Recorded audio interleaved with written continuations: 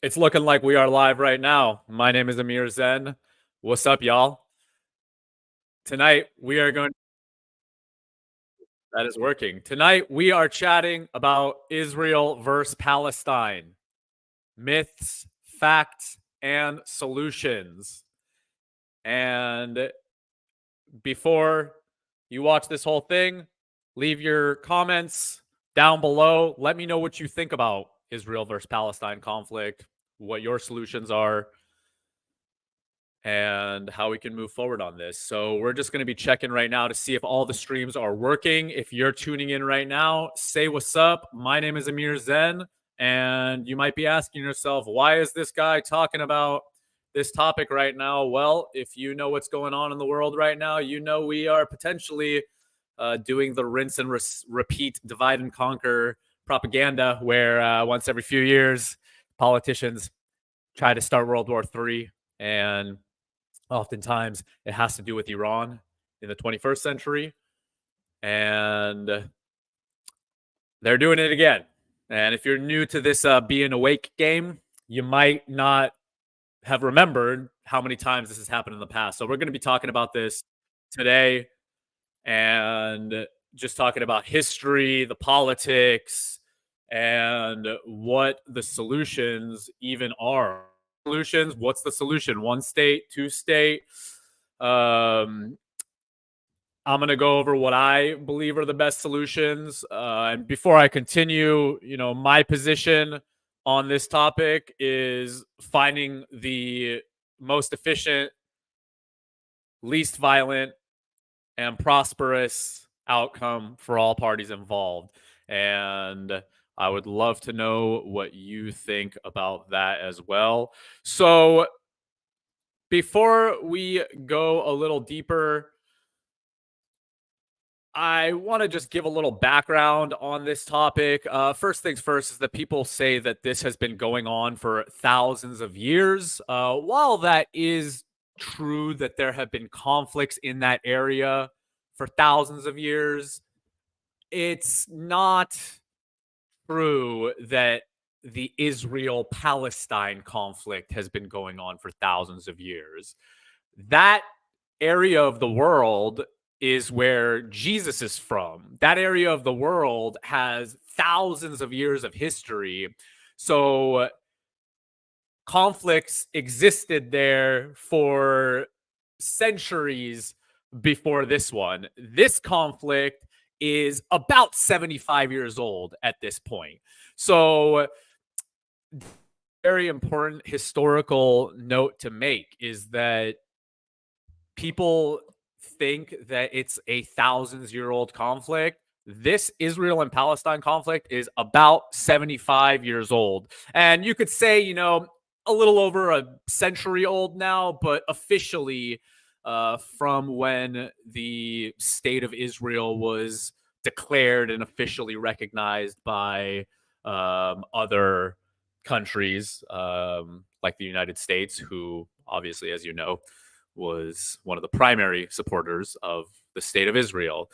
So if you're tuning in right now, leave your comments. I'm going to read the comments and go through them as I'm live streaming. I'm going to start out going over a little bit of the history, just some historical markers throughout the last century that's been happening with Zionism before Israel was a state.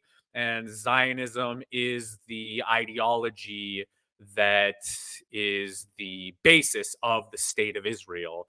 And, to very simplify Zionism, if you don't know what it is, it's the belief in a Jewish state. And that goes very far into other realms as well, because it's a political movement and it's not a religious movement. So these distinctions are very important to make. So what's up, y'all? If you're just joining, say hello. I'm going to be here for a minute talking about Israel and Palestine. If you haven't done so yet, please like this video, share it with your friends, and leave me a comment and let me know what you think. So it's important to note that for decades prior, Zionists were on the path of building a Jewish homeland in Palestine. And that continued on until 1948 when Israel became a official state, uh, official to some people in the world, unofficial to others to this day. um, let's see. Hey, what's up, Puna? How you doing? Good to see you in here. The the funny thing about the Israel and Palestine conflict is that it is a conflict that breaks down political barriers and also builds up political barriers. So, people who you would otherwise think aren't your allies become your allies, and vice versa. So it's a a very interesting uh, back and forth to see in how this conflict plays out. And I ask people left and right to really figure out who your real allies are and don't cycle through them once every few years when this current thing is popular. Now your current thing is popular, and then you just cycle back and forth. I would just recommend building coalitions with people on specific topics that you agree on instead of finding disagreements as the primary building block of the relationship. And the thing that I've seen with Israel and Palestine is that it brings so many different factions together in these very odd ways. Let me read this comment right here. Let's see. Puna says we shouldn't be talking about solutions, not our place. That's Palestinians' decision. So I would recommend focusing on facts and the settler colony known as Israel and how it continues to oppress. Zionism in the 20th century is a political ideology to establish a Jewish ethno-state in Palestine. Yep, I just said that. Yeah, well, as Americans, it's our tax dollars, so the solutions need to be discussed in America. And that's why I think it's so important to discuss solutions as Americans, because, yeah, it is their right to self determination, but the conflict exists today because of American funding. And Americans need to really understand the full spectrum of the conflict to recognize how to move forward. So as far as solutions go, I have my own solutions, and I think everybody should talk about their solutions because finding solutions is better than finding ways to fight each other. So some person in a different country might have a solution that is a great solution, and it's a great way to bring the marketplace of ideas globally together and find the best ideas. So, if you've watched my streams before, you know what my solution is to the Israel and Palestine conflict. Again, I mean, this conflict is an American funded and American government continued conflict. If you look at the UN right now and historically, you'll see how many UN resolutions would have passed if the United States didn't come in with their veto power and essentially not follow international law. And that's what a lot of people are calling for in this conflict. The solution for, I ask people this: what's the solution? Follow international law. That's what I hear a lot of people say, and that sounds like I'm all about if the rules are here and most people are everybody should follow the same set of guidelines if they're all supposedly agreeing on them, right? If somebody's deviating from that set of guidelines and rules, then they shouldn't have a free pass if nobody else gets a free pass. So to me, it's we need to start viewing not just this conflict but every conflict from a individual human lens instead of nationalistic, what is my government supporting currently uh, way of thinking. Because if that's the way that you build your ideas, then 60 years ago, you loved Iran. Now you hate Iran. Why? Because the government said one thing then, and then the government says one thing now. So it's so I wanted to start this out with talking about the Balfour Declaration, which was in 1917.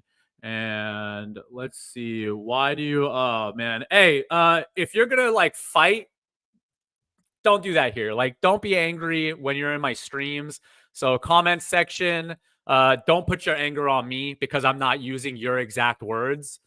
You can go read my other posts that I've been posting on this conflict for 20 years and see the language that I've used. Uh, so, yeah, that's what happens when communists come into the chat. They're angry. So yeah, shout out to you. So that's the thing I try to do with these live streams. Like if you're coming in here to be angry on either side, this is not the place to do that. Go somewhere else. That somewhere else should probably be a breathwork session and some yoga off of your devices. Maybe a walk outside or something. So this whole you have to use my language or else you're wrong thing it's absolutist thinking is not going to get you down the right road. It's like the comments like call it settlerism every single time. Like I'm pretty sure I called it that plenty of times in the past. And just because I'm trying to use more neutral language here, we're trying to find solutions here. So one thing I've realized often through these debates is that a lot of people are not here to find solutions. They're just here to fight. And if you're watching my content and you want to follow me, you're not going to be finding anger all the time and fighting. We're going to be focusing on how to bring a bright future, not just continue destroying and repeating the same cycles over and over and over and over and over and over and over thousands of years. I mean, just go study history and you'll see that these exact cycles just keep repeating over and over and over, and people keep doing the same things over and over and over and over. So if we don't break the generational curses and the generational propaganda, how are we going to evolve as humanity? So, if I were you, I wouldn't get mad at other people because they're not using your exact language, you know? But again, a lot of people are like that. And my thing is that I am trying to find solutions here. So again, it's better to speak in as neutral of a or neutral as language as possible. I mean, like, so all right, let me read some of these comments over here. Alex says, keep doing your thing, Amir. They can leave and start their own live. What's up, y'all? What's up? What's up? Americans' only responsibility is to stop funding Israel. Yeah, I know. I said that too. Why do you call it? It's so funny. Like communists, man, they just like write things without even. It's like I'm literally saying these things, and then in the comments, say like. Anyway, all right, we're gonna talk about some history right now. Let me know what's up, y'all. Say hello in the chat. Let me know what you think about this. And don't be a lurker because I see a bunch of people are watching right now. So say what's up. Let me know how you're doing right now. So in 1917, the Balfour Declaration was essentially a declaration where the British government expressed support for the establishment of a national home for the Jewish people in Palestine. So that was in 1917, right? And as I was saying, this is a century-old conflict, and the real conflict, got into full force when the declaration of the State of Israel happened. However, decades prior, there were battles, there were Zionist terror groups in Israel or in Palestine who eventually created Israel, those same Zionist terror groups, and they became part of the Israeli government. So that's actually something to look into if you're interest. It is the terror groups, the Zionist terror groups in Palestine prior to the state of Israel being created, and what they did, and then where those people went on to, or where those people went in government in Israel after Israel was declared as a state. So in about like 1920, there was the British Mandate of Palestine, and that British Mandate of Palestine um, lasted until 1948, essentially. So there was a UN partition plan in 1947, and they wanted to try to divide the states. And you can imagine if you're part of the population that was living there, and there were masses of a lot of Europeans. So it was like, the Zionists were a lot of Europeans coming into Palestine. And as a result, the indigenous population was pretty angry. And from my research, it seems like these Zionist groups weren't actually even assimilating in to the Palestinian Jewish population that was present and a part of Palestinian culture prior to the state of Israel being officially declared. And which takes us into 1948, which is Israel declared independence. And it's unfortunate because when Israel celebrates their independence, Palestinians celebrate what they call the Nakba, and translates to the catastrophe, because uh, you know the Zionists came in and it got violent, and that was the first real notable round of ethnic cleansing um, in this conflict. When you hear the terms ethnic cleansing, the Nakba had so many Palestinians displaced to this day, actually. And unfortunately, there are refugees in places like Gaza who had to flee their homes from Nakba and then went to Gaza, and then the cycle just continues essentially. So it's very unfortunate. So in 1956, then the Suez Crisis happened, and that's when Israel, Britain, and France lost. Israel essentially they launched an attack against Egypt after it nationalized the Suez Canal, and then there was a UN brokered ceasefire. So if you're all watching this right now, say what's up. Please like this video, share it with your friends, and let me know what you're thinking. Let's see. Just gonna check to see if everything is good right now. Boom, boom. All right. We're streaming on a lot of different platforms right now. Whoopsie. Oops. All right. Yeah, we're streaming on a lot of different platforms right now. So I am just making sure to check to see if everything is okay. So as I was saying, then you got the 6 Day War in 1967. I'm just talking about the major points of conflict here today. And that's when Israel preemptively attacked Egypt, Syria, and Jordan, because they supposedly said that there was intel that they were going to attack them. So supposedly Israel preemptively attacked, or Israel did preemptively attack because supposedly um, they were the Arab states were going to attack. So when that happened, though, that was a massive land grab for Israel. They got the West Bank, Gaza Strip, Sinai, Golan Heights, East Jerusalem. So in this moment, this war, the 6 Day War, massive displacement of Palestinians that happened as well. One of the things that I'm hearing right now in the propaganda verse is about how these other Arab states don't take in Palestinian refugees. However, these neighboring Arab states have been taking in millions of Palestinian refugees, millions of them who are still in these places to this day, like Jordan. Jordan is one of the countries that people are saying, oh, yeah, Jordan, why don't you take the Palestinian refugees if you have such a problem with it? Well, Jordan is the single biggest host for Palestinian refugees in the world, with over Palestinian refugees registered there today.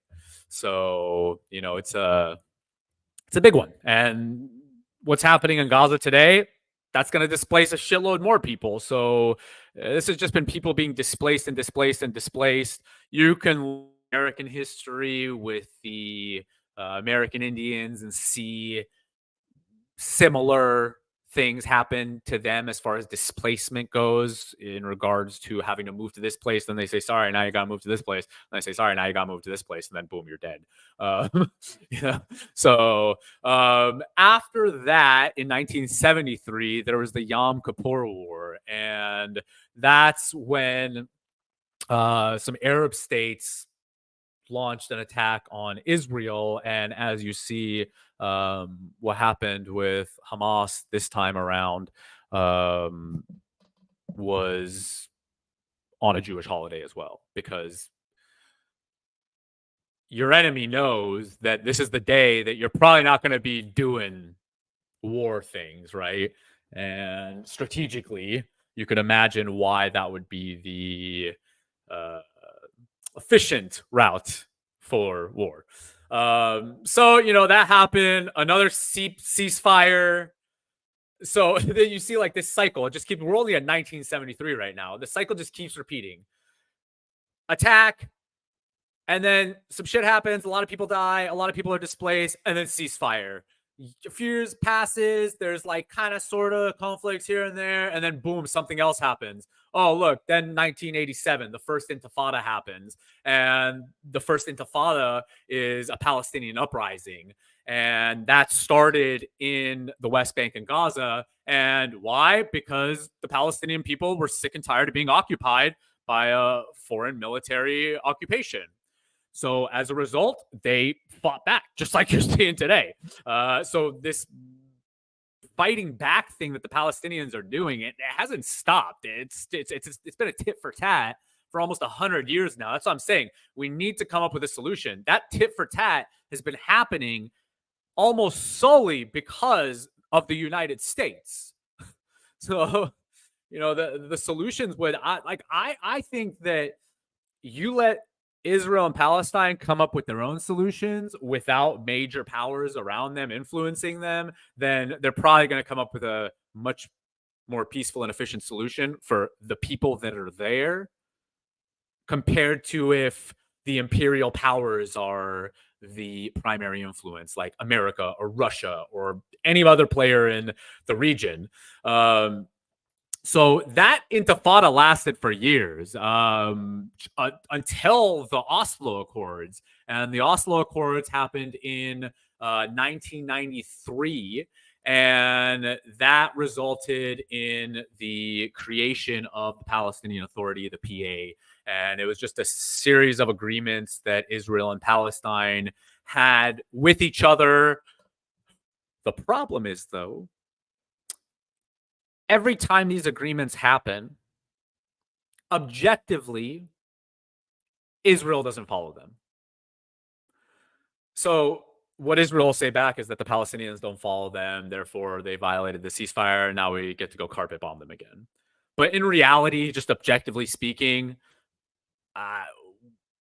Israel is the occupation government over Palestine. Palestine is not an autonomous state. Palestinians are stateless people. So that is ultimately the issue. When the United States is this big ass country and they go to these native tribes and they go up to their land and they start fucking with them, like, really, I mean, you just have to ask yourself, like, just objectively, who started this? Did they go over there from Montana to, I don't know, New York? Or did the guy from New York go to Montana? And so, just objectively speaking, and this is just how occupation works. And we have many examples from the last century of how occupations work. And that's really what this all comes down to, is that occupation forces typically in history are attempting pure dominance, absolute dominance. And the resistance that they get back historically has been what the occupied people are going to get. So, for example, in the United States, the American Indians put up one hell of a fight all across this land. As a result, the American Indians have a pretty sweet deal, I'd say, in the United States today. Pretty sweet for a formerly occupied, oppressed peoples to then have this kind of relationship with that former government. If Israel wanted to play a game similar to that, that would be one thing. But Israel wants to be a Jewish state, not a place like America where the founding fathers of the United States, a lot of them were not even Christian. And the debate that was happening in the United States with the founding of America was, how do we make this system work with all of these different religions and not having one religion be the dominant religion? So that is the American system. And if they played that game over there in Israel, the solutions would probably be a lot different. So as I was saying, after the Oslo agreements, it was just nobody was following it really, just like all the other ones. And then boom, the second intifada happened.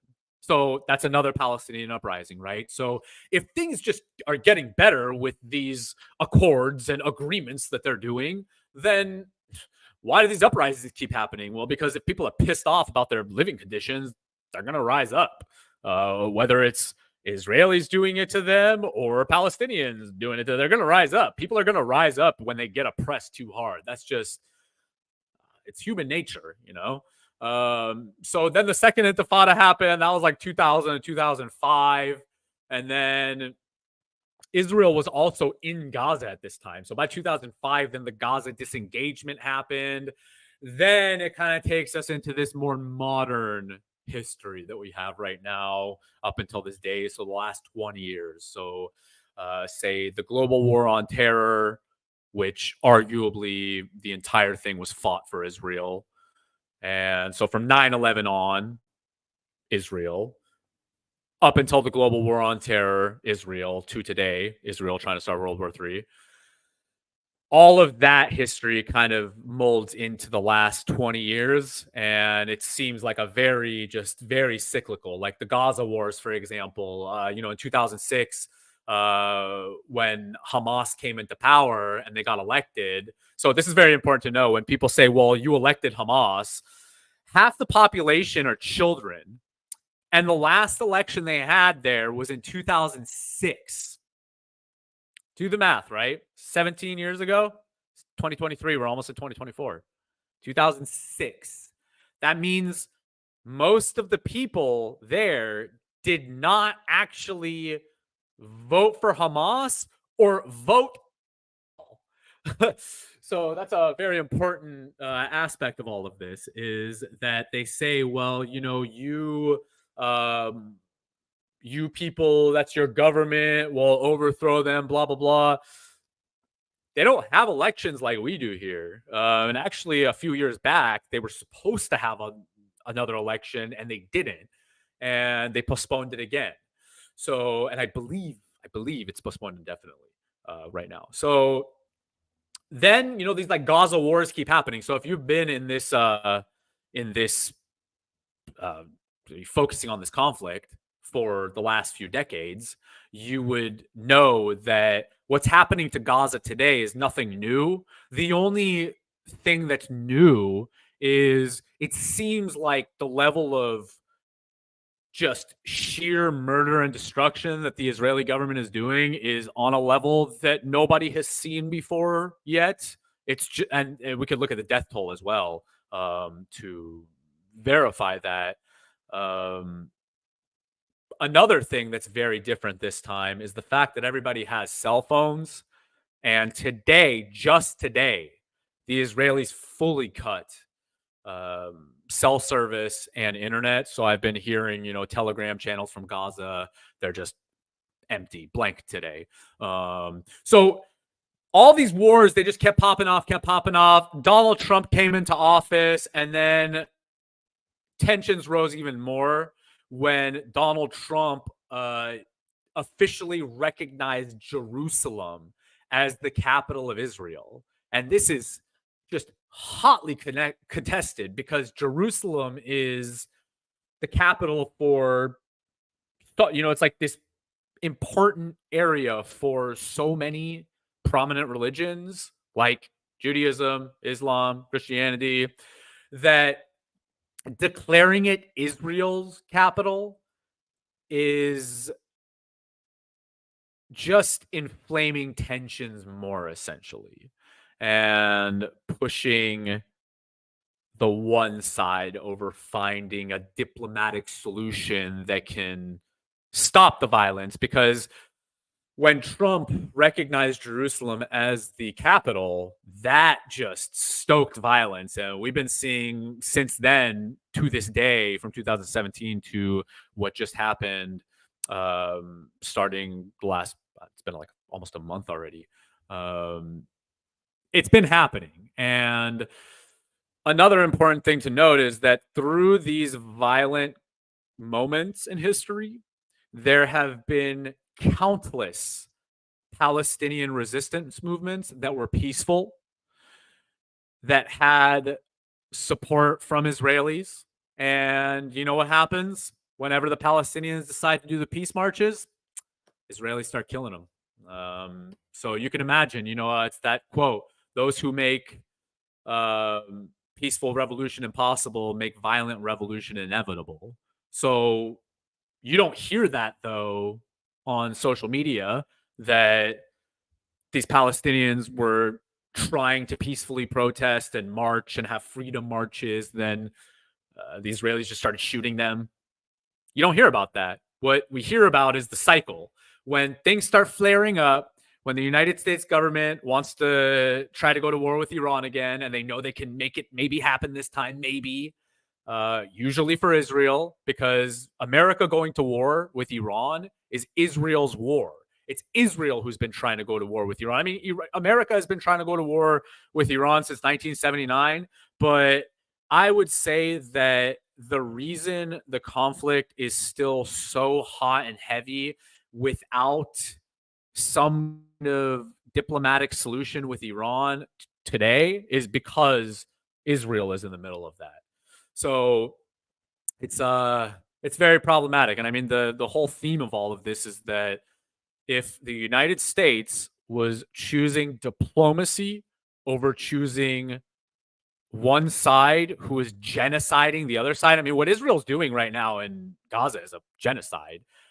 It's always been, that's the thing. Like, if you've been looking at my content, you'll see that this has always been about ethnically cleansing that land for a new group of people to go in and make that land their home at the expense of the population that was already there before those Europeans and stuff went over there.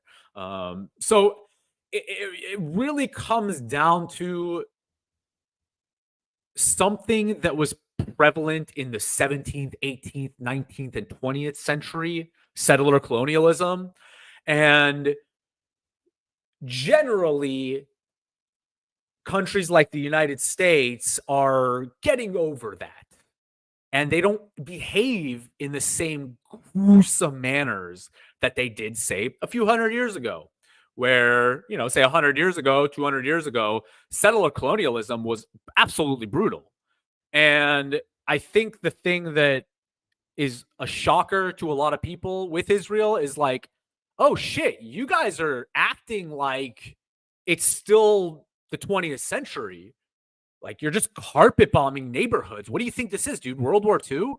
Like, I thought we moved past that kind of thing, but, and we see that other countries are trying to move past their colonial pasts and recognizing certain mistakes that through colonial settler governments. That's funny because the person who commented earlier saying you need to call it settler colonialism, it's like, dude, hold up. We're going to get there. All right. And now we're here. So, but the commie's not going to, unfortunately, if you're a communist, I would say just please watch watch all of my streams. Like, listen to everything. Read everything before you comment. Just out there. So, all right, let's just go through the history up until today, because in 2020, the Abraham Accords, which was a U.S. broker deal, this was another Donald Trump thing that he was very proud of, and the Abraham Accords led to the normalization of relations between Israel and a handful of Arab countries. The Abraham Accords today is falling apart because of how Israel is responding. A lot of these Arab countries are like, dude, the fuck are you doing? You're pushing a little too hard. Like, I think from the last time I checked, it's over 7,000 people have died so far in a few weeks' time. I mean, this is a genocide. We can't. That word, it's just, again, it's a 20th century thing. You're like, genocide? What is this, World War II? World War One? Like, what are we doing here? It's like, hey, man, this is the 21st century. Why the fuck are you at? So, again, in the beginning, I said, we need to move to a social order in the world where everybody has to follow international law in the same regards. And one can't just continuously violate it and have no repercussion. I believe, actually, this is a fun fact. Israel has had dozens of UN violations to this point, and nothing's really happened as a result. Iraq, I believe they only had 2 UN violations, and there was a full-scale war to attack them. So 2020 happened, COVID, lockdowns, world was going crazy, but Israel and Palestine, conflict was still going on, violence was still going on. So that is when the Al-Aqsa Mosque stuff started. Well, not started, but heated up to the next level, where the Israelis, I mean, dude, like, they're just going into the holy places of Muslims and stuff and just like fucking them up while they're praying. So they're just inflaming the conflict. So it's like, there's a beehive, and then, like, you just like go keep hitting the wasp's nest, you keep hitting it, and then they come and sting you, and you're like, oh, why did the wasps sting me? Like, bro, you went right into their nest. Like, you went right into it and hit them. Like, you think they're not gonna like come out and bite you? So essentially, what we're seeing happen right now was the build up from the last few years, with things like happening in the West Bank. And Hamas even said that. They were saying, if you guys keep doing this shit in Al-Aqsa Mosque, we're going to do something. And they did. And places like in the West Bank, it wasn't just Al-Aqsa. It's like all across the West Bank. There was a neighborhood called Sheikh Jarrah, which was like an epicenter for so many protests. There are videos of this shit all over the internet, so you can go verify. When I say peaceful protests, for example, just go watch the videos yourself. They're readily available. And what I'm going to do moving forward in some streams is show you some of the documentaries that I've seen back in the day, like Occupation 101 from 2006, Defamation from 2009, just to show you that these issues have been going on. The same exact words that they're using then from the decades past, they just rinse, repeat, and recycle today. And most people are not focusing on politics all the time. I am. As a result, the rinse and repeat cycle can continue because of the short attention spans. So, that's really what it all comes down to. And what I want to talk, I brought up solutions earlier. My solution from a policy standpoint is a one-state solution where all sides come together. There has to be a new system that gets put in place that is agreeable with all parties. And if the United States can come together, have the Articles of Confederation, then the U.S. Constitution, and keep things together with so many different opposing religions and ideologies all across the land and belief systems, then that small ass land can do it too, you know?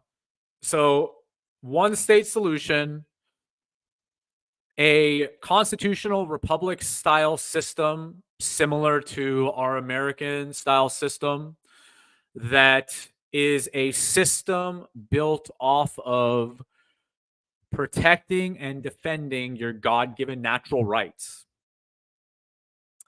just like the US system is supposedly designed to be like.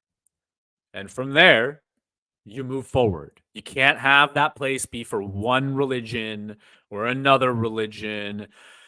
It's similar to Lebanon, actually. It's a very good example. Right to the north of Israel and Palestine, you have Lebanon, and Israel is bombing the shit out of Lebanon right now.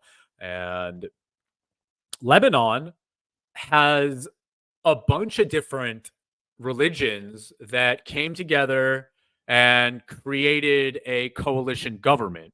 Not saying that it worked, because Lebanon is clearly a failed state at this standpoint right now in time, but they figured out some kind of model that can bring these people together in a parliament instead of the civil war that they were having before in the 80s. So what I'm saying is that finding diplomatic solutions with groups of people that were otherwise killing each other is very possible, and it is a hallmark of history. What happens with wars that end? You usually sit down, there's a paper signed, and you surrender and this and that. Like, it's so the solutions are there, and I think that the solutions that we've had in America comparatively to other solutions are superior solutions as far as cohesion goes, of a bunch of different groups coming together as peacefully as possible. And the thing is, am I saying that I think that a federalist style system is the most efficient system? No, I'm not saying that. I'm saying that as far as empires and current government structured systems that we have today go, this American federalist style system that we have, or a balance of federalists and anti-federalists, which is what makes America really nice, but generally it's a federalist system. So could a system be better if they were all a bunch of microstates and they were completely sovereign and independent and not under some federal system? Perhaps. If you want an example of that, actually, just some independent research to do for yourself, go look at what was happening in the United States during the Articles of Confederation, and then go look at what was happening in the United States with the Constitution. Arguably, if the Articles of Confederation remained and evolved on that instead of scrapping that and then creating the U.S. Constitution, they were already talking about abolishing slavery back then. When the U.S. Constitution came in, they're like, hey, let's hold off on that abolishing slavery thing. Okay. So that was very problematic. That was a big point of debate. So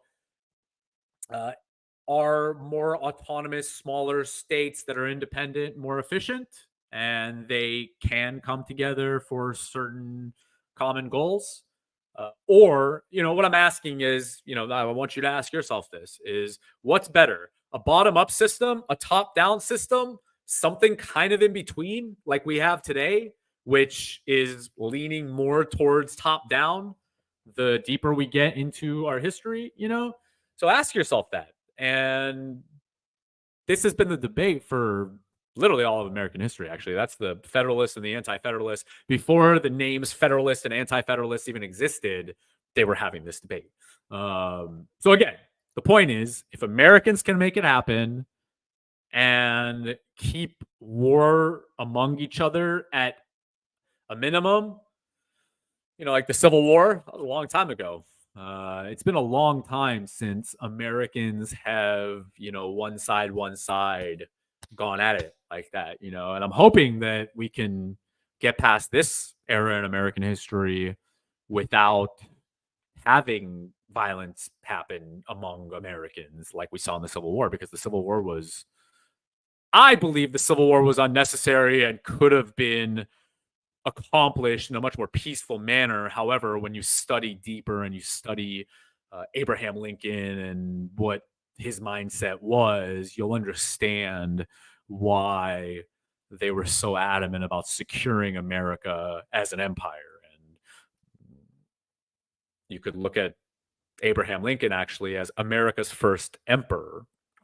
And if you want to learn more about this, you can go check out Thomas DiLorenzo's books and videos on Abraham Lincoln. Thomas DiLorenzo, I'd say he's one of the top guys, top scholars on this topic of the real Abraham Lincoln.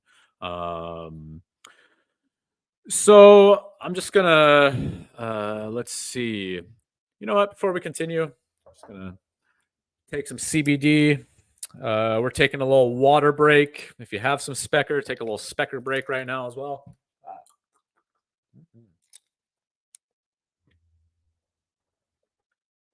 Make sure to drink your water if you're listening to this right now. I'm serious. You probably haven't drank enough water like most people do, or don't drink enough water. And I just took some Specker Deep Recovery right here. Boom, boom. And we got some Redmond's Real Salt in that water over there to mineralize it. And the remainder of this wonderful latte that I made that also has Specker Deep Recovery in it. Cheers. And you can also get these products at speckerhealth.com. You can get Specker Deep Recovery there and check out the entire new line of targeted Specker products. And also take the new Specker Health Assessment and check out the new Specker Library. All of these services are free for you on the Specker website to help you learn about ingredients, health, lifestyle. The Specker Health Assessment is there to help you find the best Specker product for you to buy. And your purchases are always extremely greatly appreciated. Thank you very much. Let's continue on. All right. And that's actually the I'll actually give a shout out to the sponsors of this video, which I just did. Specker, that would be me. I sponsor my own content. We self-funded. All right. So I am just gonna go through some points that I've been reading about, because we're talking about this right now. So I brought up the history from 1917, and what I want to show is that before 1917, actually, there were people going over and starting to live there as well. Now, remember, this was British territory after. So it was Ottoman, and then it was British. And remember, this was during World War I and after World War I. So there was this drastic shift that happened in global power after World War I, including the Ottoman Empire ceasing to exist. The Ottoman Empire to that point was one of the big movers and shakers on planet Earth. And boom, just like that, after World War I, they were gone. So, it becomes a power vacuum. And that power vacuum, some European Jews and Zionists, and it's important to note that a lot of these Zionists were atheists as well. And a lot of them, to this day, not Jewish and were atheists, other religions. So that's what's important to note as well. We got Nikki Haley and Ron DeSantis pushing the repeating the propaganda of anti-Zionism as anti-Semitism. I mean, that is just, it's the same thing if you say, being against Nazism is being against Christianity. It's just like, or being against the United States guy. It's just like it's just because they say that, or like, like, oh, the Islamic Republic of Iran, like that must be all of Islam. Then you're talking about like, no, dude, we're talking about a politics, man. It's not religion. We're not talking about theology, So I talk about Judaism and Christianity and Islam from a theological standpoint, from a historical standpoint, but the conversation we're having today is not theological. It's political and historical based off of political history, not theological history. So, as you see, when they say, "Oh, this conflict has been going on for thousands of years," that's yeah, the religious battles that have been going on there for thousands of years. It's separate to the political battle that is being fought today, and we see that today. There's a wild page um, on Twitter called I think it's a Talmudic Judaism or something. Let me check. Yeah, they just keep like posting like every day. They're posting videos of just groups of Jewish people just like stomping the Israeli flag or getting oppressed by the IDF. They go into their neighborhoods in Israel and fuck with them. So it's one of those issues that surpasses politics. So, all right. Sorry, pulling this up real quick. So yeah, just check that. Let me see what their Twitter is. So it seems like the more orthodox Jewish communities are not as down for Zionism. So it's the same, like again, it's it's dumb. It's intellectually dumb it's not scholarly. There's no objective thought when you're saying because you're against this political ideology that is committing genocide against an indigenous population, that you're against a religion. It's important to note that Jewish texts, again, this theology, Jewish texts, a lot of the things that they base the state of Israel off of are those texts that they believe in. Still, does that mean it's the same thing? Like, nah, dude. So that's why it's something to just stifle intellectual, scholarly conversation and come up with solutions. Like, if you just call somebody an anti-Semite, then as a result, it stifles the conversation. So I would say to you, if you're watching this and people call you an anti-Semite for questioning a government, like literally don't let it bother you. Just keep talking. Bother you. That's just it's a debate tactic that's used to stifle good points. So that being said, let's pull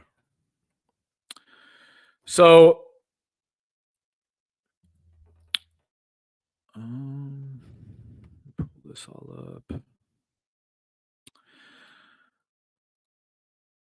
Let's see. If you're all here right now, say what is up. Let me know how you're doing. Let's see. Cool. So this is something from U.S. President Harry Truman on the formation of Israel. He said, "We took Palestine in small doses.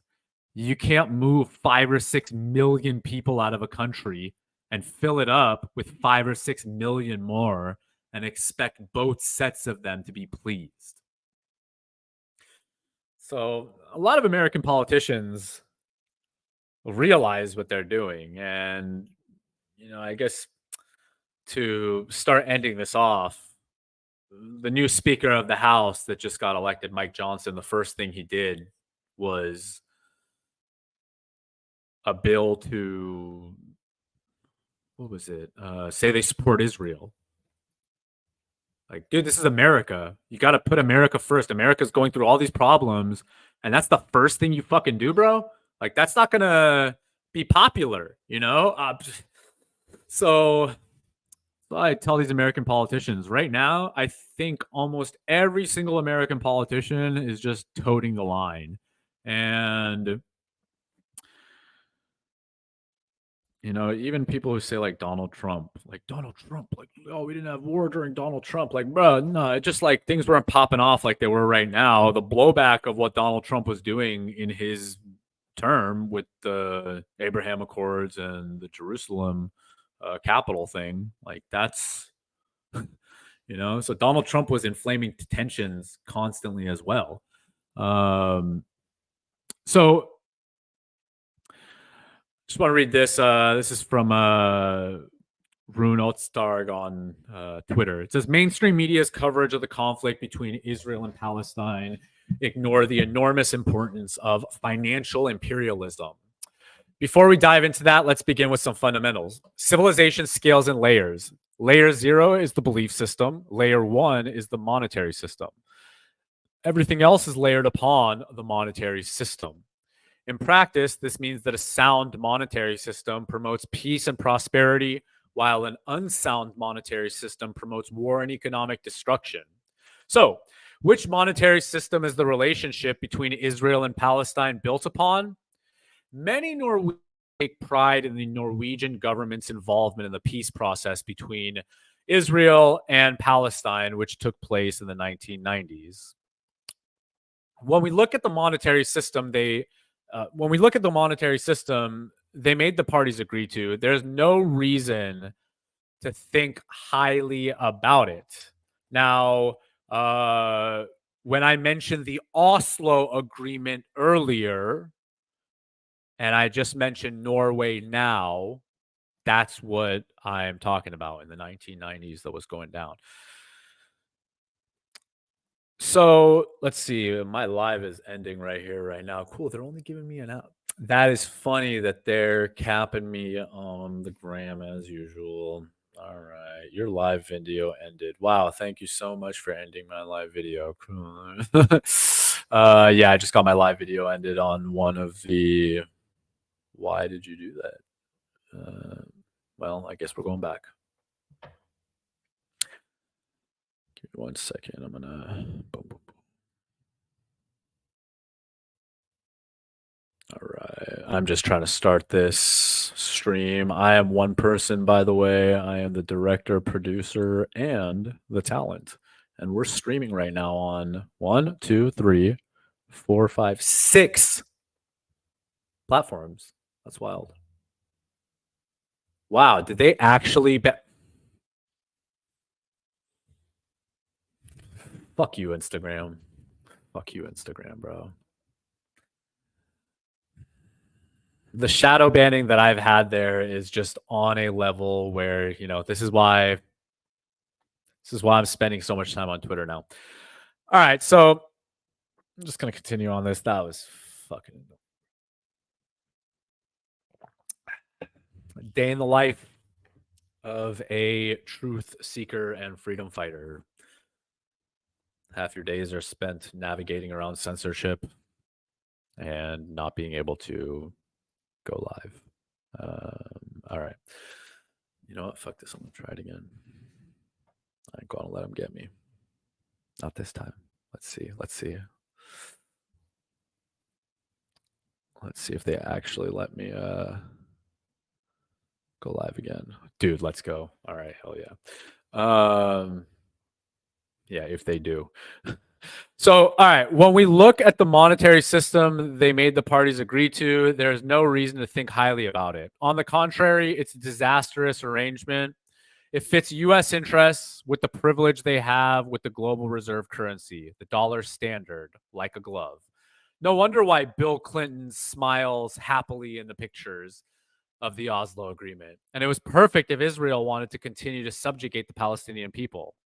The Protocol on Economic Relations, also called the Paris Protocol 1994 and the Oslo II Accord of 1995, decided that the Israeli shekel should be used in the Palestinian territories as a circulating currency that had to be accepted by the Palestinian Authority and by all its institutions, local authorities, and banks.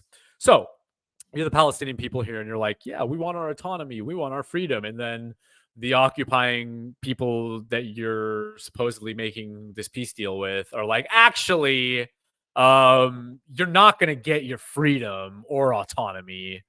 And if you fight us, we're going to call you terrorists and anti Semites and blah, blah, blah, blah, blah. Which, again, they've been doing for decades now. Same shit. So the Palestinians were not allowed to independently introduce a separate Palestinian currency. This means that Palestine wasn't allowed to have their own monetary system. Instead, the Israeli governments and Israeli banks were given the privilege of exporting their inflation to Palestine by increasing the supply of the shekel.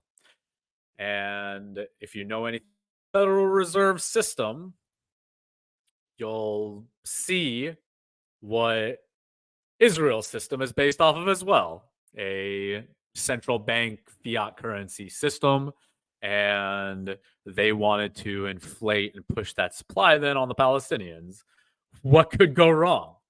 The Israelis could literally print money out of nothing and demand that the Palestinians send them goods and services that they had to work to produce in return. So if you've seen that meme of why are you paying taxes if the government can just print money out of thin air, you could imagine that people aren't very happy when governments print money out of thin air, especially when it's not your government printing the money out of thin air, right? So this is outright financial slavery. The Israelis made good use of this opportunity. In fact, the Israelis have made massive use of it. Israel has more than 14x'd its money supply since 1994. This is a Ponzi scheme. This is a scam when you do this. If you did this outside of the central banking system, you would be in prison for doing this. But when governments do it, totally fine. So this makes it impossible for Palestinians to save. The fruits of their labor are extracted into the coffers of Israel's government and into the pockets of super wealthy people living in Israel. While the people of Israel and the rest of the developed world have access to securities markets and can invest in real estate to get some protection against inflation, the Palestinians largely don't have this option, which means that they are victims of an all-out economic war. So if it's not bad enough that they're under a military occupation and they're constantly getting brutalized and bombed and murdered, they have to deal with an economic war as well, on top of them shutting off their water and their electricity and their internet. So the fruits of their labor just disappear. Some say inflation is theft and a hidden tax. I call it fraud.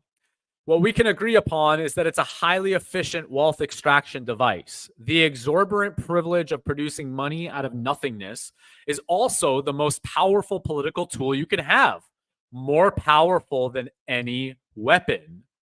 And if you look at the United States Federal Reserve System, you'll understand that more. Let me be very clear about the following.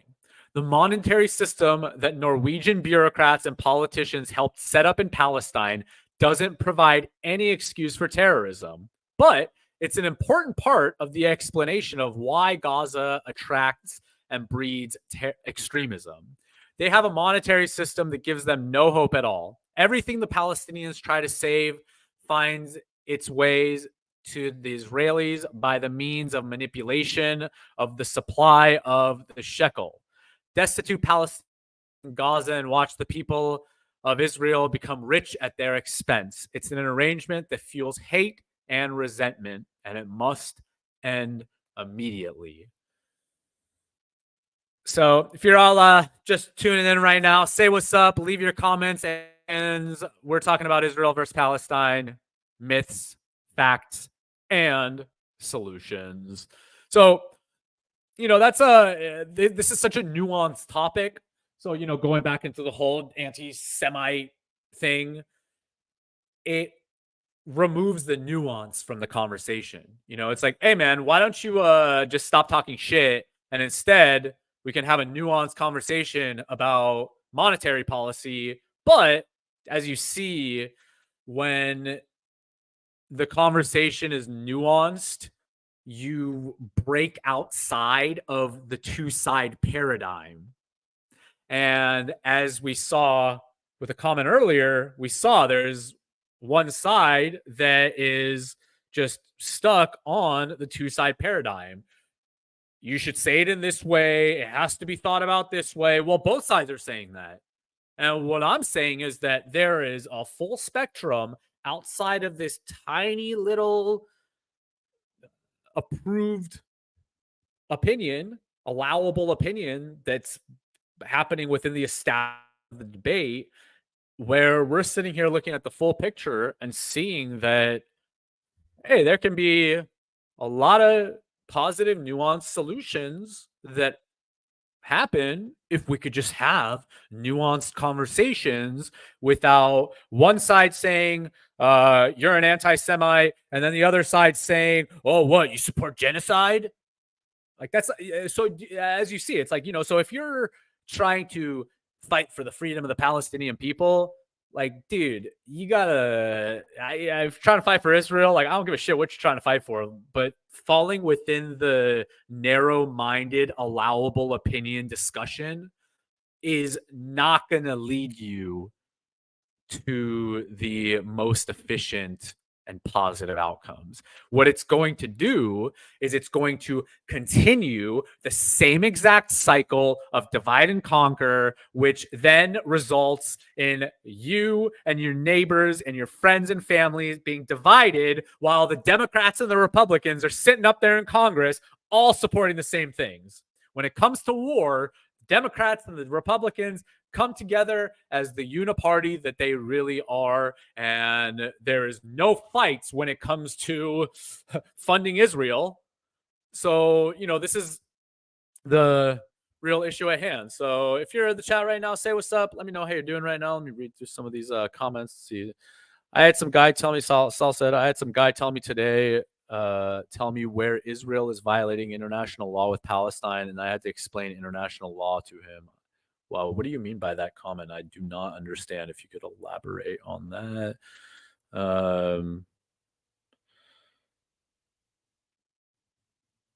Yeah, like, do you mean they're not violating it because they're not a state, technically? Anyway, this is another pretty awesome post that I saw from Elijah Schaefer on Twitter. It says the American. So what we're seeing right now, before I continue on this, what we're seeing right now within the left-right dichotomy in America is the center is coming together. The center left and the center right are coming together to support Israel and be the Zionists that they typically are. However, in history, what historically has happened is that on the extreme lefts and the far lefts and the far rights, you find the pockets of support for Palestinian people, understanding the truth about Zionism. Those left and right sides are gaining much more supporters, and that center is dwindling in supporters right now. Personally, as somebody who's been involved in this topic for decades in my life now, this is one of the earliest topics that got me into politics when I was a kid.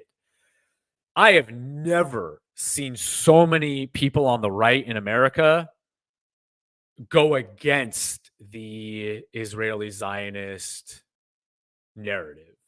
And it is wild to see, because back in my day when I was deep in Republican politics, I was one of the few people that was speaking about the truth on this topic in the Republican Party. I was alone most of the time. And just going through your Twitter feed today, it seems like about 30 to, I would go all the way up to 50% of the American right currently is shifting towards a true America first mindset.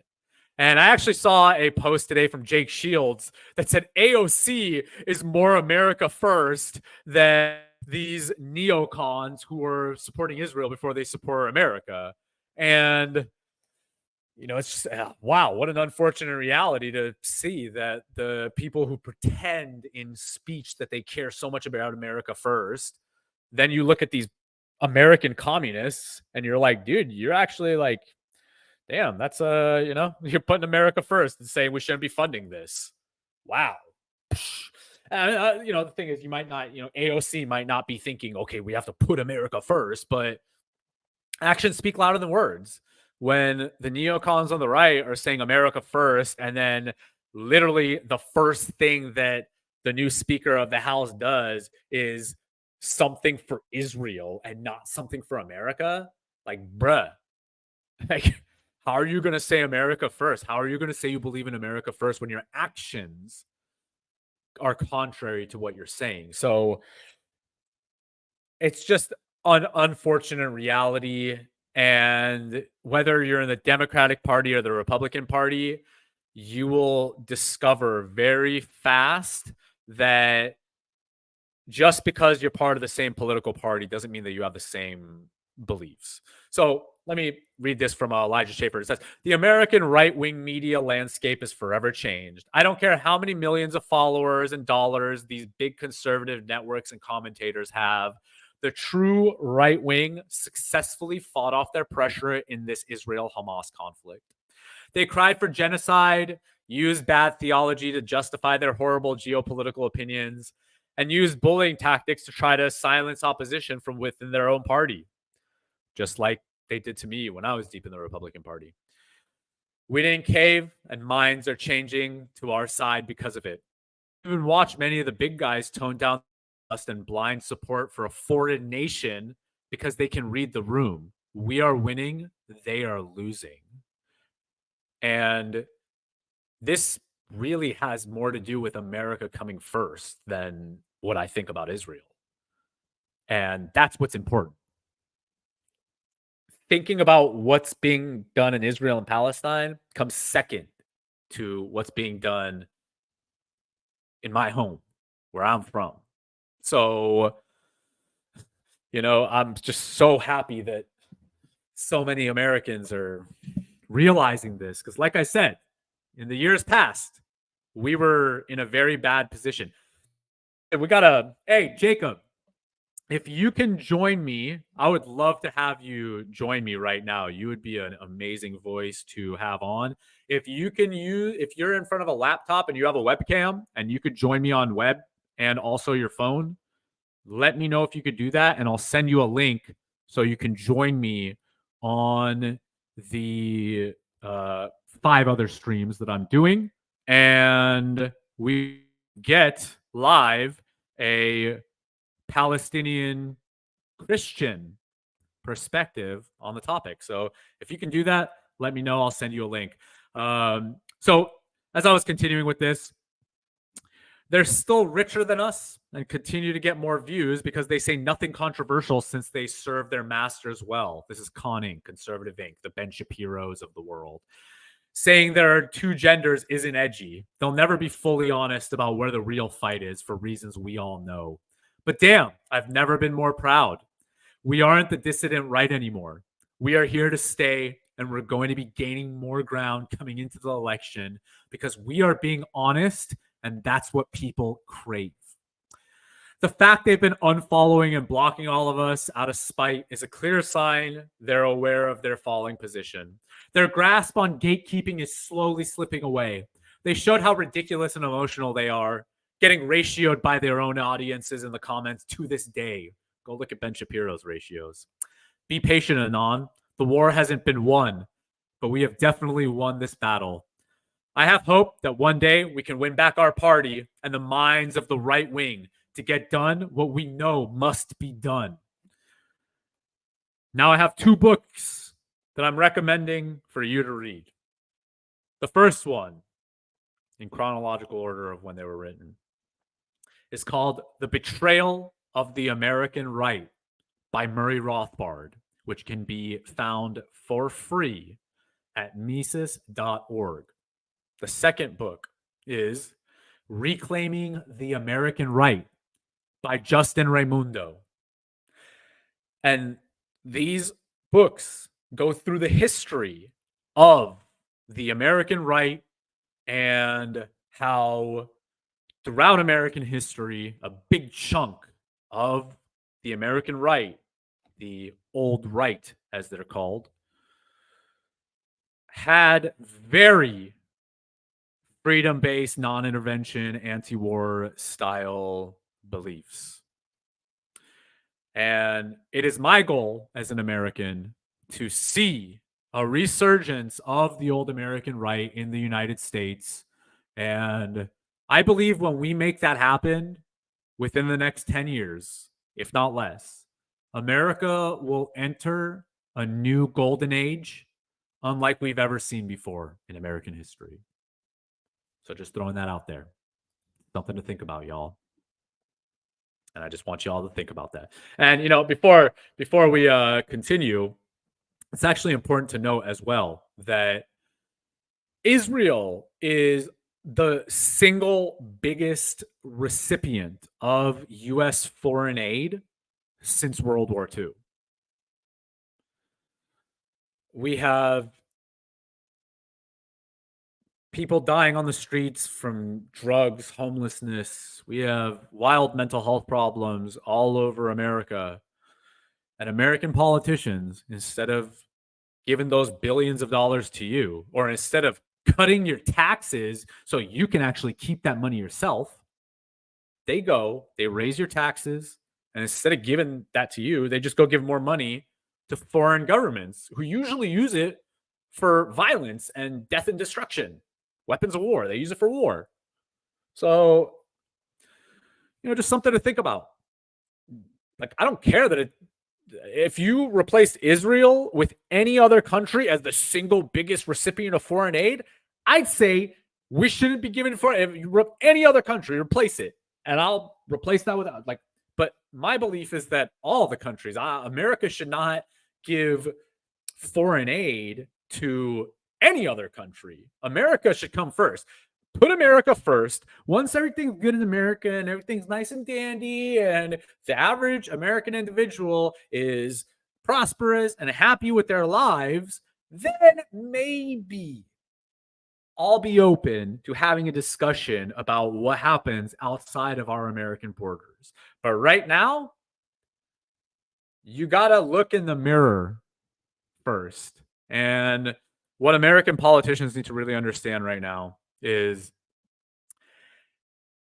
the same mindset that's used when you're an individual and you go out and give everybody your energy and you're always helping everybody and you're exerting all your energy into everybody else. So much so that you don't have time to work out, you don't have time to eat healthy, you don't have time to take care of yourself. As a result, what you'll be putting out into the world is not going to be your best and brightest.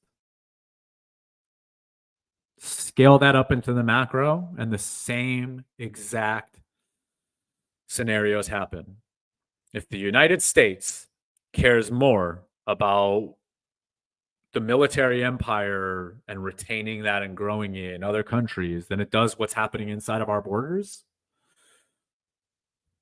it's got to be some pretty shitty outcomes, just kind of like basic, just basic.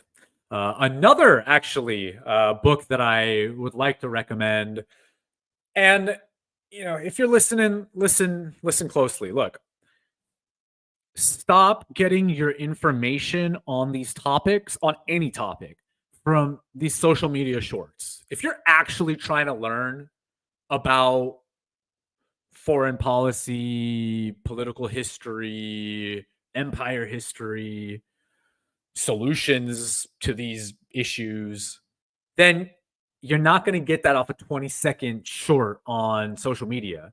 And actually, you're probably going to be led more astray. So that's why I recommend going and obtaining as many scholarly, truly scholarly sources as you possibly can. And from there, you will have a much more nuanced outlook on these topics. And the point of that is, with that nuance comes a balance in emotion. Without nuance, your emotions are typically going to be through the freaking roof. Once you start seeing that nuance, for example, for me, I can get emotional about this. There's a genocide going on. I literally every single day I'm watching. Very hard to watch, like a genocide happening live, right in front of me, like little kids blown up to pieces, and I could let it affect me, but well, first of all, I make sure that my health practices take precedent over what I do on social media and my political beliefs and my political actions. My health practices are the root of my life, not politics. Okay, so that's the first thing that you got to do. You got to have a nice, strong base root for your health, and if you don't, you're not. It's just not. It's not just political issues that you're going to be emotional with. It's fucking everything. So the recommended reading is called War Guilt in the Middle East by Murray Rothbard. So anyway, I am going to read just a few more things about this conflict that's going on. If you're watching right now, let me know what you think about this. Leave your comments, like this video, share this video with your friends as well, and tell me what you want to see me talk about and hear me talk about next time. Let's see. We got some comments here. Oh, they're violating international law. Yeah, they're completely violating it. Yeah, I actually mentioned that in the beginning of the stream, how a lot of people's solution is just Israel should follow international law. So, without America vetoing it. This is from WikiLeaks, and it's a leak that they had. Israeli Defense Intelligence Chief Amos Yadlin in 2007 said Israel would be happy if Hamas took over Gaza because IDF could then deal with Gaza as a hostile state, going on to downplay significance of Iran in Gaza. As long as they don't have a port, he said. And they don't have them. They don't have an airport either. It's an open air prison. I mean, that's really Gaza is. It's an open air extermination camp at this point. And, you know, this is just important to note that when people are talking about how the Israeli government must have known, I mean, the Israeli government was using Hamas to divide and conquer the Palestinians, and the blowback that they got from it was what you're seeing today. Your Frankenstein essentially gets out of hand, and now you can't control what you created anymore. Which happens all the time. Political blowback. Totally normal. Totally normal in politics. Unfortunate, but totally normal. So that being said, you know, another thing I want to talk about is the propaganda that's coming out. We see it on both sides, but generally it's the Israeli side that's making up just blatant lies like 40 beheaded babies. You know, they try to, again, it's wild to see because they're just recycling 20th century propaganda without recognizing that this is the 21st century, and almost every single person on earth can just research really quick if the claim that you said is historically accurate, currently accurate. They can cross-verify themselves. The era of mainstream corporate media monopolization and it being nearly impossible to find information outside of that is done. A lot of other countries in the world have recognized that. However, countries like Israel and America, their government's propaganda has not evolved to account for the rapid dissemination of information today. So, yeah, those propaganda techniques worked in 1999. They even worked in 2006. They even worked in 2010. They even worked 5 years ago. But now, and shout out to Twitter, shout out to Elon Musk, because I have a very strong inclination to believe that if it were not for Twitter and the free speech that's allowed on Twitter, we would not be having this open conversation about Israel and Palestine that we're having today. We would be having the same exact conversation that was being had until today. Because previously, anytime there was a real rise in opposition against the Israeli crimes against humanity, they would go in and censor you on social media. That happened to me. That was why I started getting censored on social media years ago. It wasn't for talking about other things. It was talking about Israel and Palestine, and then vaccines, and then some other stuff. A lot interconnected, but they go after you so hard back then, and now on Twitter, I'm getting more reach on Twitter than ever, because until Elon Musk bought it, I was shadow banned as shit, just like I am on Instagram. I'm perma shadow banned on Instagram. That's why no matter what I try, no matter what strategy I use, it's just always like this, the following and the growth. If you gain a following, then something happens, and then you lose a following. It's just within this little window of shadow ban. And now we're seeing on places like Twitter and Rumble what the conversation actually looks like when Zionists can't use their power to censor all opposing views on this topic, and therefore have their propaganda and their blatant lies be the accepted narrative. So shout out to Elon Musk, shout out to Twitter. Because on Instagram, on Instagram blocked a video of Hamas releasing Israeli hostages because it was in a good light. The woman turned around, shook the Hamas dude's hand, who has like a face covering and the headband and everything, with his gun. And she turns around, she shakes his hand. He's like an old lady. She turns his hand, shakes his hand, says shalom. And it was one of the most beautiful things I've ever seen in my life. However, that just completely destroys the Zionist propaganda narrative that these people on the other side are animals, as they call them, and they're so different than us, and so we have to take them out and blah. So that's not just Israel. That's not just Zionist propaganda. That is colonial propaganda. That's government propaganda, empire propaganda. That's how you keep control. This is a tale as old as government in our modern written history. So, seeing Israel play the game, it's like, all right, well, you can play that game, but humanity's evolving past that stupid ass game where you and a bunch of other tyrants for thousands of years prior could successfully keep recycling those lies, but now you can't. And if you don't evolve with the times, you'll just fall into the past. And the way of the future is one where we're just more fair, and we're more equal and more diplomatic about how we do things, because we realize the alternative is all these videos that you're seeing happening in Gaza right now, where one side goes in, carpet bombs the other side, has a siege around their entire area, cuts them off from resources, starves them out.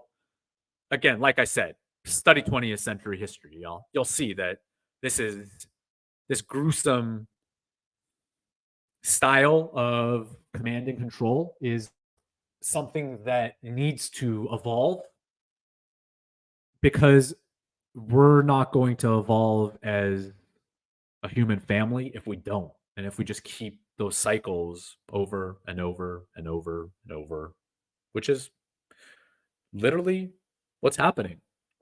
I also wanted to read some tweets from a doctor that's in Gaza right now. Unfortunately, nobody's tweeting anymore because they're all completely cut off. Everybody was tweeting until this day. Everybody that was on media and the people that had social media were generally posting, and now it's looking like radio silence.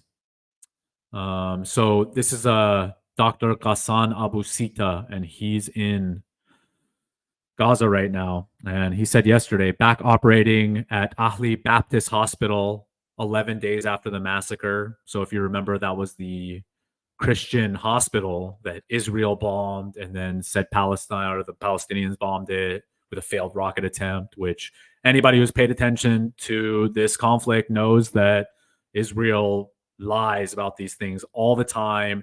And then they lie, and then they come out after and then say, yeah, we did it, our bad. Just like the American Christian journalist, Shireen Abu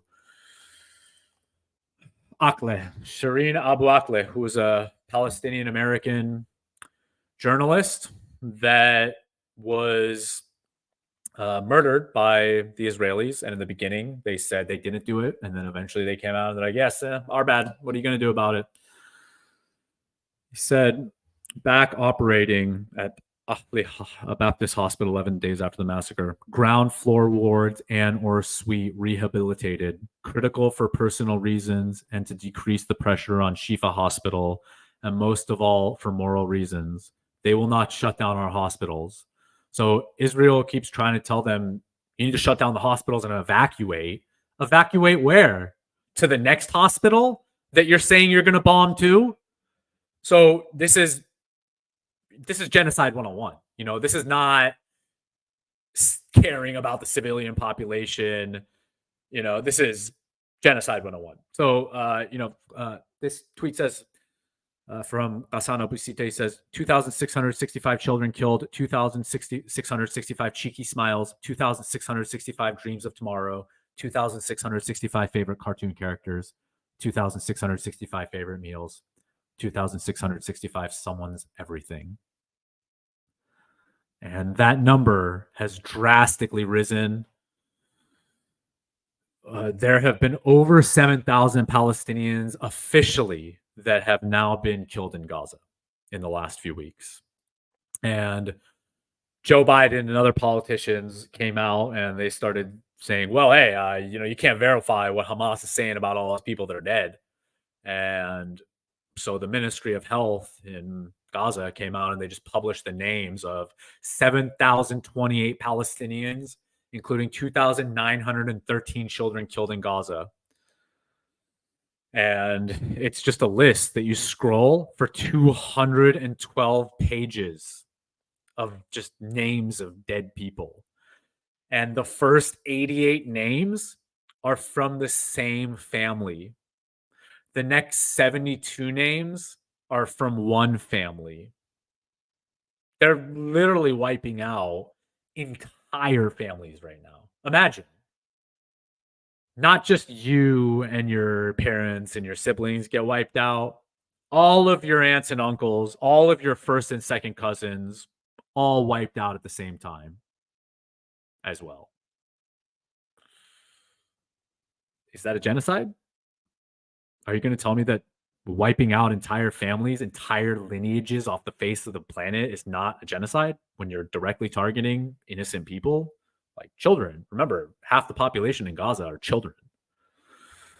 So, this is an absolute tragedy that's going on. It's an absolute tragedy, but it's a tragedy that's not new. It's been happening for a century. And it's been in high gear for 75 years.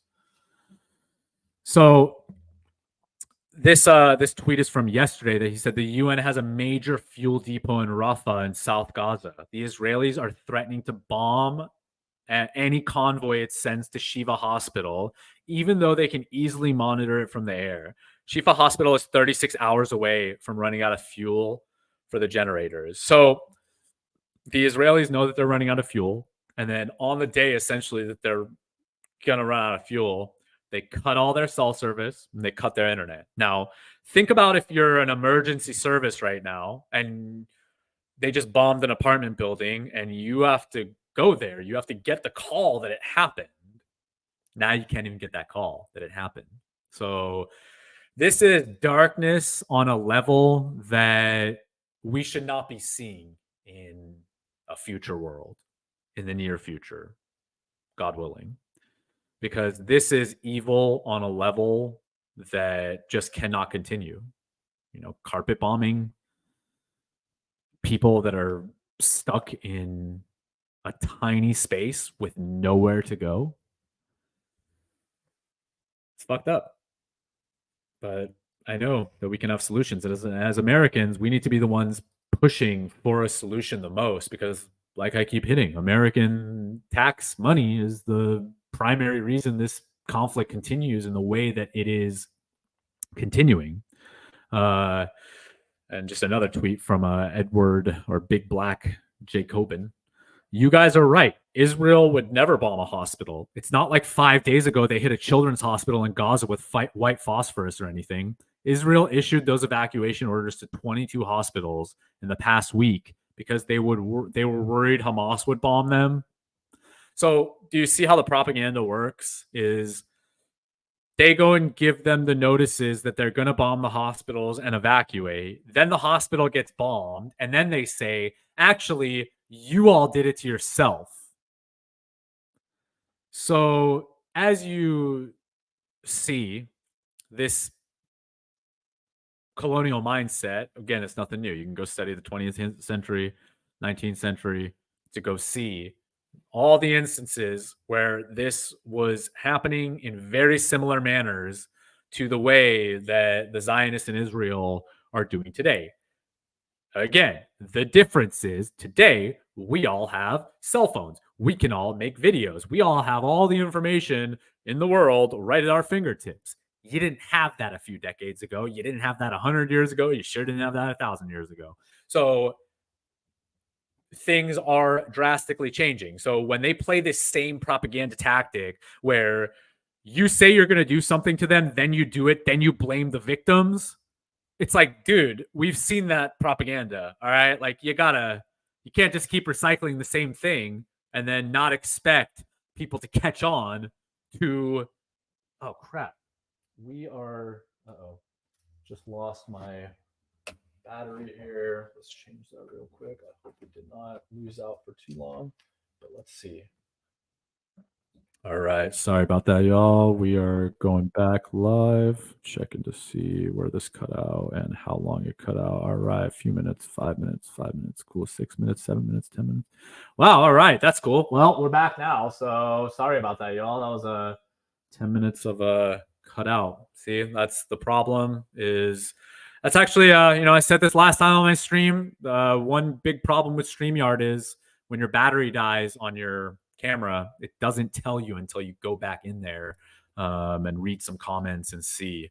So let's see.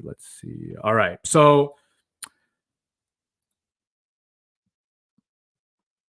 another one, this tweet is from Low Key Online. It says, it's from last week. It says, the Evangelical Church in Jerusalem has announced that it received 3 phone warnings from the Israeli occupation forces that they would strike the Baptist hospital before they did it. Stop lying about killing people.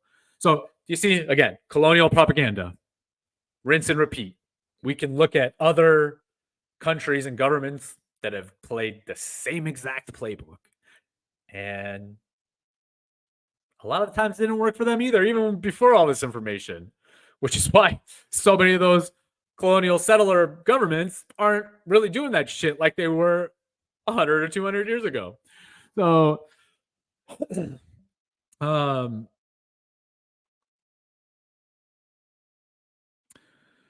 And this is an important note too. This is from Zay Squirrel on Twitter. It says, reminder that right after the U.S. bombed the Doctors Without Borders hospital in Afghanistan, they first blamed it on the Afghans, then said that the Taliban had taken it over, then said it was an accident, then quietly admitted they did it intentionally months later.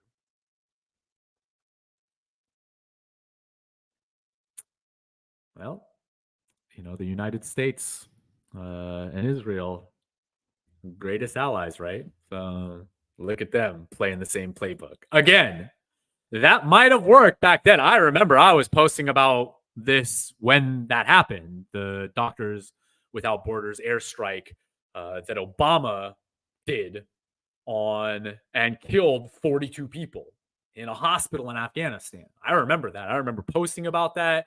However, at around that time, they were ramping up internet censorship as well. And any conversation about US foreign policy, you want to get censored on social media back then, talk about that. That's the topic you talk about if you really want to get censored. Because the truth is that the United States government wasn't doing all these just moral things in the global war on terror, which the global war on terror was essentially Israel's war that America fought for them. And now they're trying to make us do that again and fight World War III for Israel. Israel for decades has been trying to go to war with Iran and drag America into it. And hopefully this time, just like all the last time, they're not going to be successful. So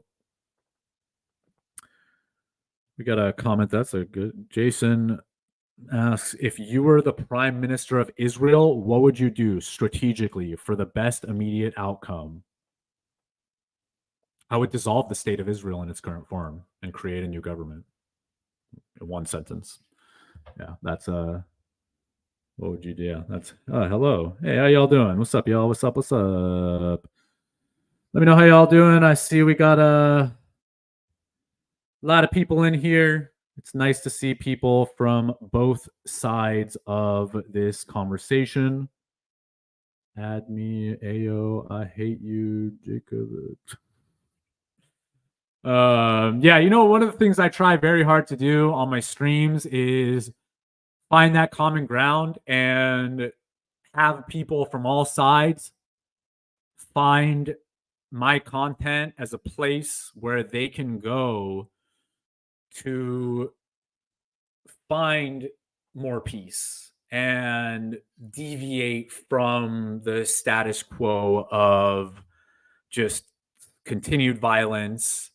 And what I'm seeing right now is that both sides are just really on edge. And that's why I just keep repeating nuance. Step outside of the allowable opinion. Get yourself out of the control narrative of the talking points they want you to mention, the language they want you that you have to say. You have to condemn this person. You have to condemn this group. Before we have a conversation, you must condemn this. You must condemn that. Nah, dude. We're talking politics. We're talking nuance, and we're having a scholarly, intellectual conversation. So I'm not gonna feed into your rage porn. As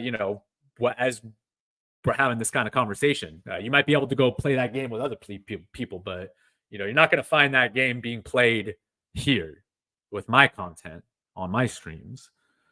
And if you want to find the fights and the battles and the repetitive propaganda from both sides, then there are plenty of people doing that.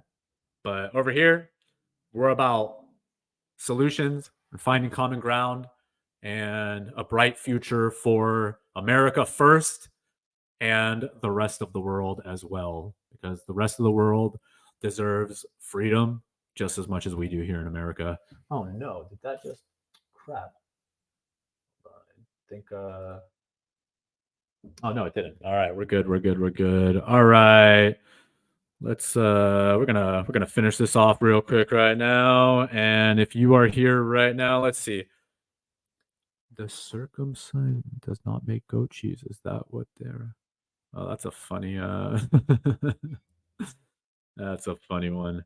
Yeah, so if you're watching right now, thank you so much for being here. I hope you learned a lot today, and I am live streaming on Rumble, X, YouTube, and other platforms multiple times a week on topics related to health and politics with unique angles and discussions that you will not find or hear about anywhere else.